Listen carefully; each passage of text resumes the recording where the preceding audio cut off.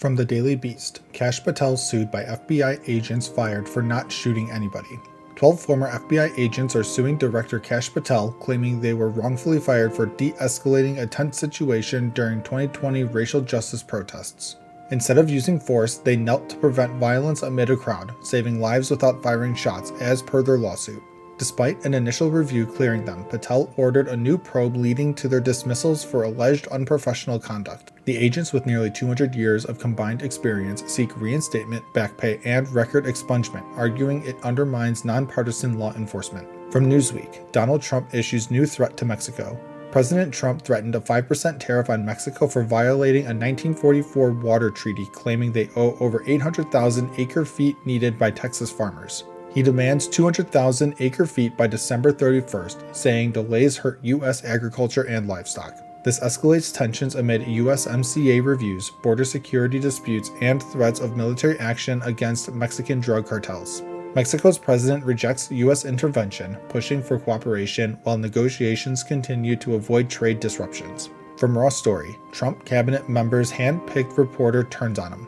Defense Secretary Pete Hegseth restricted mainstream media access, allowing right-wing figures like Laura Loomer to cover the Pentagon. But Loomer quickly criticized him, noting only 8% of U.S. drugs come from Venezuela where recent strikes occurred.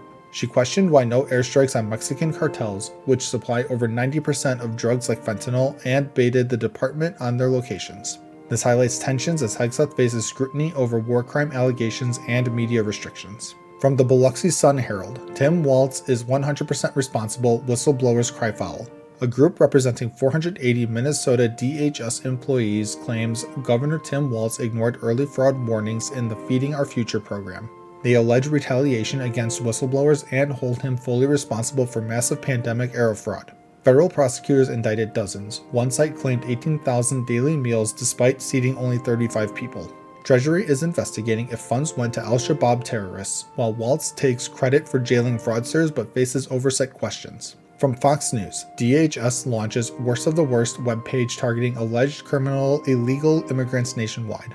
DHS launched a webpage listing arrested criminal illegal immigrants, searchable by state, starting with 10,000 entries. It highlights crimes like homicide, rape, and drug trafficking, part of Trump's mass deportation focus on the worst of the worst. Recent arrests include child molesters and gang members from El Salvador, Ecuador, Venezuela, and Laos.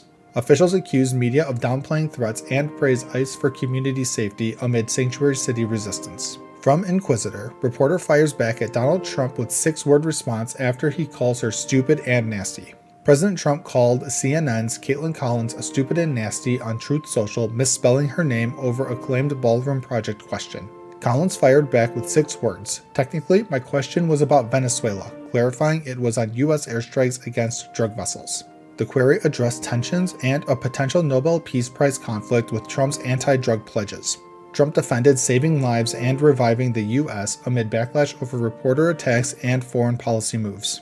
And as always, thank you for the like, comment, and subscription.